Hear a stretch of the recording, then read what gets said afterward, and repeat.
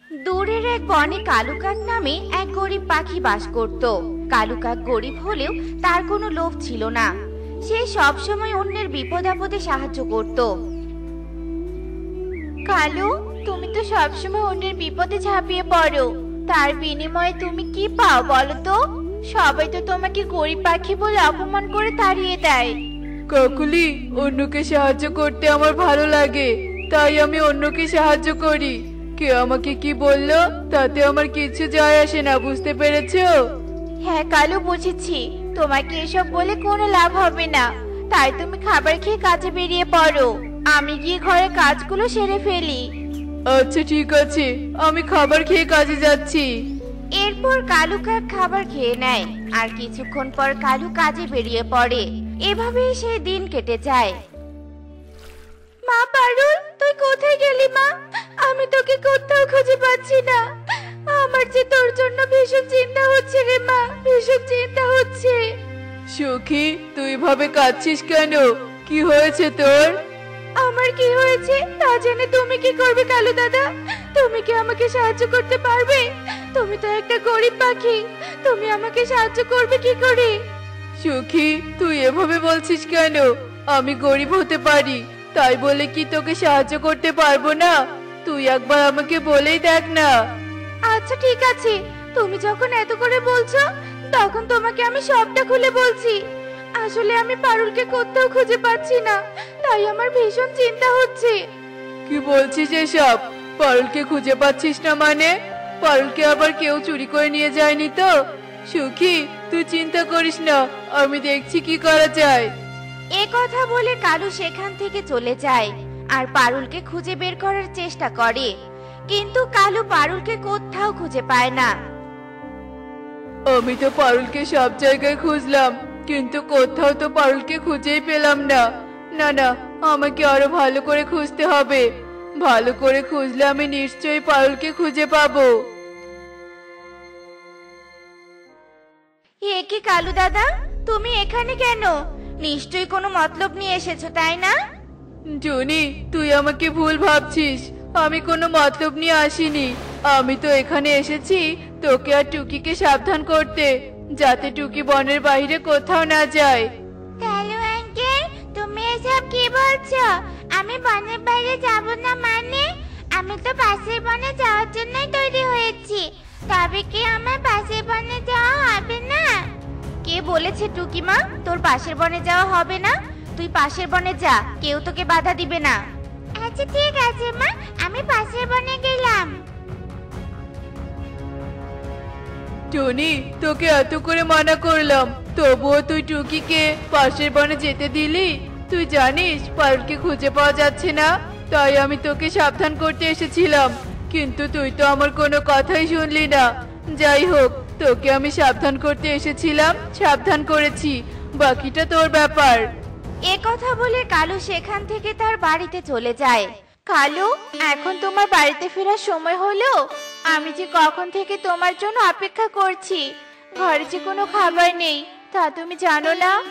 আসলে কাকুলি, আমি একটা অন্য কাজে বেরিয়েছিলাম, তাই বাজার করে আনতে পারিনি, আর এ সময় দোকানঘাট সব বন্ধ করে ফেলেছে। তাহলে কি এখন আমি না খেয়ে থাকবো নাকি? কাকুলি, তুমি রাগ করো না, আমি পাশের বন থেকে কিছু ফল তোমার জন্য নিয়ে আসছি। আচ্ছা ঠিক আছে, তাই করো।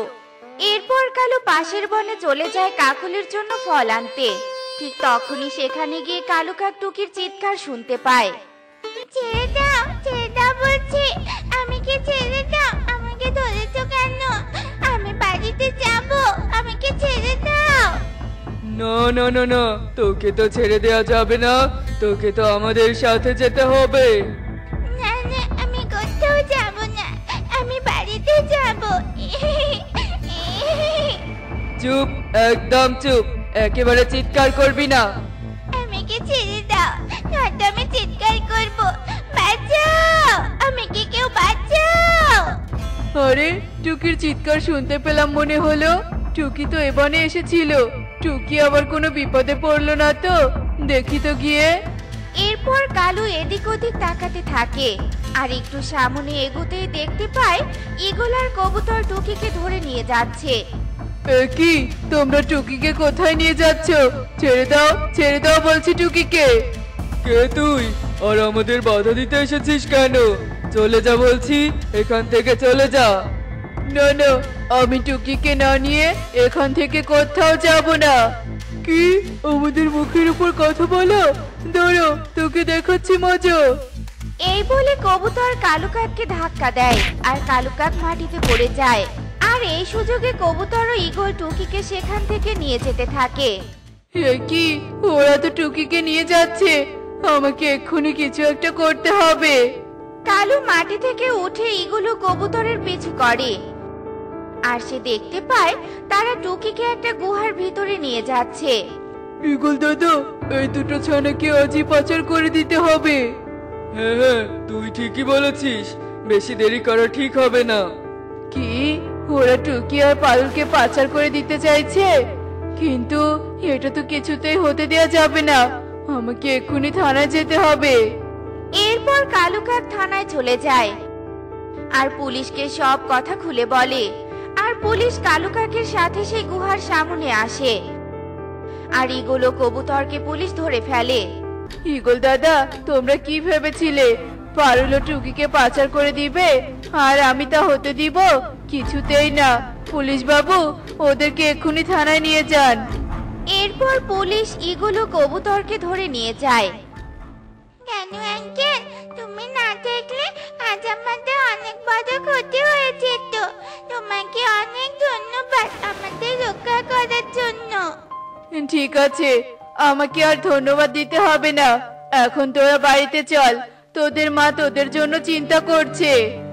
এরপর কালু কাক টুকি ও পারুলকে বাড়িতে নিয়ে আসে। আর টুকি টুনিকে সব কথা খুলে বলে। সব শুনে টুনি বলতে থাকে, এসব তুই কি বলছিস টুকি? কালু দাদা তোদের বাঁচিয়েছে? হ্যাঁ মা, আমি সত্যি বলছি। কালু আঙ্কেল আমাকে আর পারুলকে বাঁচিয়েছে। আসলে কালু আঙ্কেল তো আমাকে সাবধান করেছিল, কিন্তু আমি তো শুনিনি, তাই তো এত বড় বিপদে পড়েছিলাম মা। হ্যাঁ রে মা, আমিও তো কাল কালু দাদাকে অনেক অপমান করে তাড়িয়ে দিয়েছিলাম। এখন বুঝতে পেরেছি কালু দাদা আমাদের ভালোর জন্যই সাবধান করতে এসেছিল, আর আমরা তখন সেটা বুঝতেই পারিনি। কালু দাদা, তুমি আমাদের ক্ষমা করে দাও দাদা, ক্ষমা করে দাও। হ্যাঁ কালু দাদা, তুমি আমাদের ক্ষমা করে দাও। তোমাকে ছোট করা আমাদের একদম উচিত হয়নি। তোমার কথা বিশ্বাস করা আমাদের উচিত ছিল। আমার কাছে ক্ষমা চাইতে হবে না।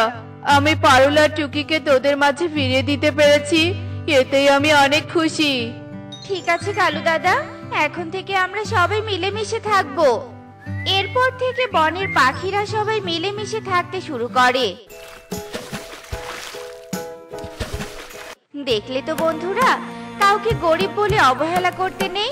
কখন কে কার বিপদে কাজে লাগবে তা কেউ বলতে পারে না। তো বন্ধুরা, এমনই সব মজার মজার শিক্ষণীয় টুনি পাখির গল্প পেতে আমাদের পাশেই থেকো। আর গল্পটি কেমন হয়েছে তা কমেন্টে জানাতে ভুলো না কিন্তু। Bye bye. দেখেছো তো না এবার কি পরিমাণ বৃষ্টিপাত হচ্ছে? আমি আগে কখনো এত বৃষ্টিপাত দেখিনি। সবই প্রকৃতির লীলা খেলা গো। কোনোবার বৃষ্টি বেশি হবে, কোনোবার গরম বেশি হবে, নয়তো কোনোবার শীত বেশি হবে। আর আমরা এসব মেনে নিতেই অভ্যস্ত। তবে কোনো চিন্তা নেই গো, আমাদের ঘরে যথেষ্ট পরিমাণে খাবারের মজুদ আছে। শুধু খাবার থাকলেই হবে গো? বৃষ্টির চক্করে তো বাইরেই বের হতে পারছি না। ছানা দুটো কেমন ঘরবন্দি হয়ে পড়েছে। বাসায় বসে বৃষ্টি দেখা ছাড়া কোনো কাজ নেই। দীর্ঘশ্বাস ফেলে টুনি জানালার পাশে বসে বৃষ্টি দেখতে থাকে। বৃষ্টির তেজ একটানা বাড়তেই থাকে, আর ঘন বৃষ্টির মধ্যেই বেশ কয়েকদিন কেটে যায়। এবার আমি কি করব? কোথায় খুঁজব? এখানেই তো ছিল, তবে কোথায় গেল? কি ব্যাপার ছোট ছানা, কি হয়েছে তোমার? তুমি এভাবে কাঁদছো কেন? আর আশেপাশে তাকিয়ে কি খুঁজছো বলো তো? কোনো সমস্যা? হ্যাঁ মাসি, অনেক বড় সমস্যা হয়েছে। আমি আমার বোনকে খুঁজে পাচ্ছি না। আসলে মামারা যাওয়ার পর আমরা তিন কন্যা ছেলেই ছিলাম। অতিরিক্ত বৃষ্টির সময় আমি আমার বোনদের এখানে রেখে খাবার খুঁজতে বেরিয়েছিলাম। খাবার নিয়ে এসে দেখে আমার বোনটা আর এখানে নেই। আহারে, বড্ড খারাপ লাগলো তোমার কথা শুনে। তবে হতাশ হইও না ছোট্ট ছানা, তুমি তোমার বোনদের খুঁজতে থাকো। এদিকে আমি যদি তোমার বোনদের দেখতে পাই তবে নিশ্চয়ই তোমাকে খবর দিব। ছোট্ট হাঁসের ছানা চোখের জল ফেলতে ফেলতে ঝিল থেকে উঠে যায় নিজের বোনদের খুঁজতে। বনের মধ্যে হাঁটতে হাঁটতে হাঁসের ছানার দেখা হয় একটা ইঁদুরের সাথে। ইঁদুর কাকা, ইঁদুর কাকা, দাঁড়াও দাঁড়াও, আমার কথাটা শোনো। ইঁদুর কাকা, তুমি কি আমার বোনদের কোথাও দেখেছো? ধর শত শত, আমি আছি আমার খাবারের চিন্তায়, আর তুই কিনা আমাকে নিখোঁজ সংবাদ শোনাচ্ছিস। যা যা, দূর হতো আমার চোখের সামনে থেকে, রক্ত সব। এবারে পশু পাখিগুলো বড্ড খারাপ, তাদের কাছে তো সাহায্য চাইলেও পাওয়া যায় না। এবার বুঝি আমাকে অন্য কোনো উপায় খুঁজতে হবে। ওই তো পাখি প্রধানের সিপাহী যাচ্ছে।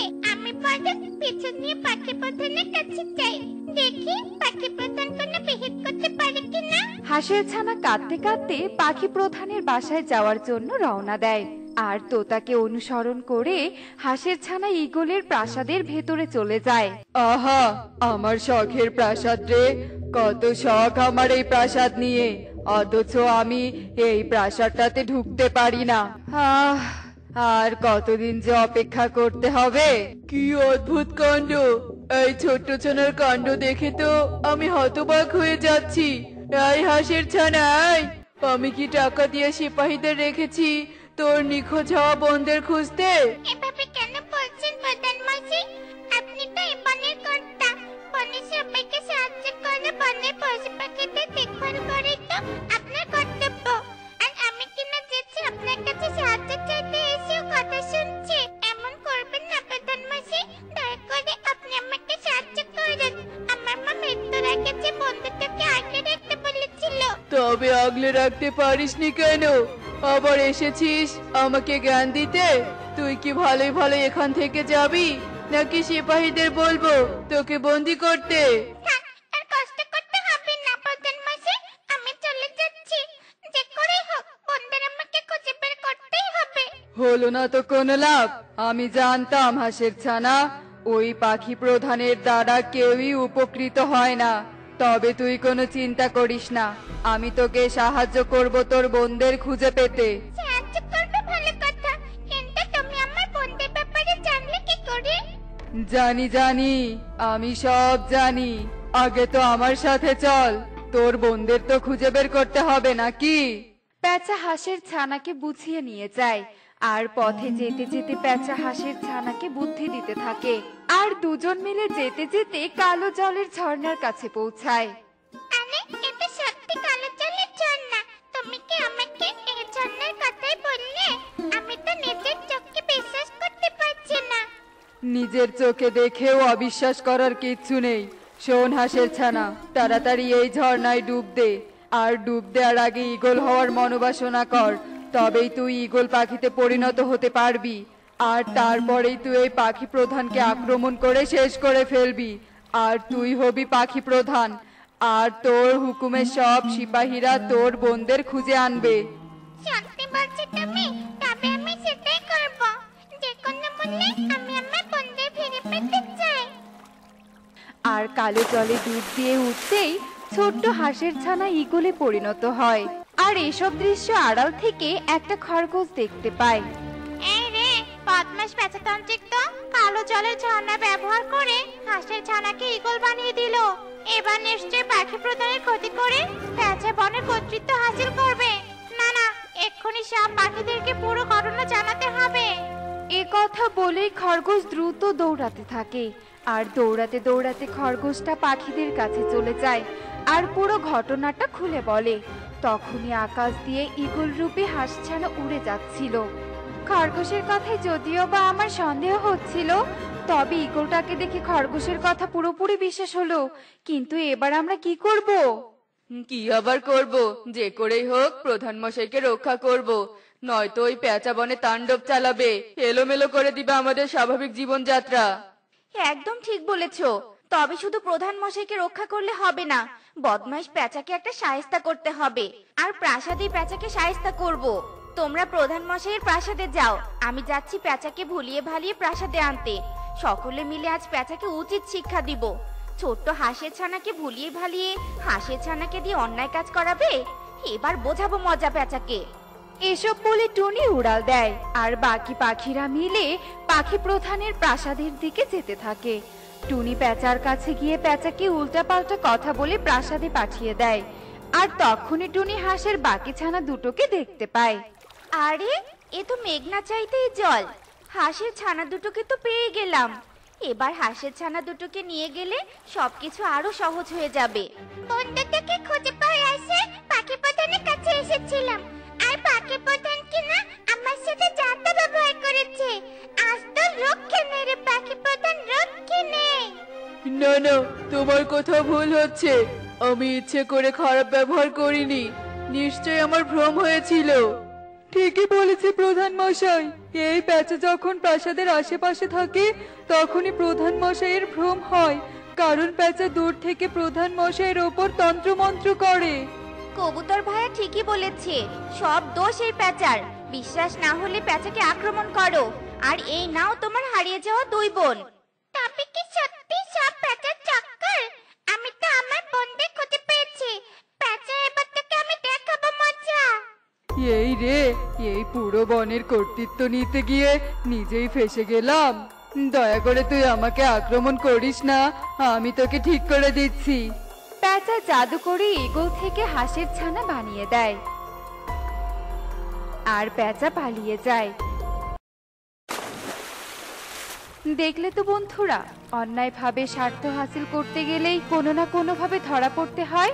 এমনই সব মজার মজার শিক্ষণীয় টুনি পাখির গল্প দেখতে আমাদের সাথেই থেকো। আর গল্পগুলো কেমন হচ্ছে তা কমেন্টে জানাতে ভুলো না কিন্তু। বাই।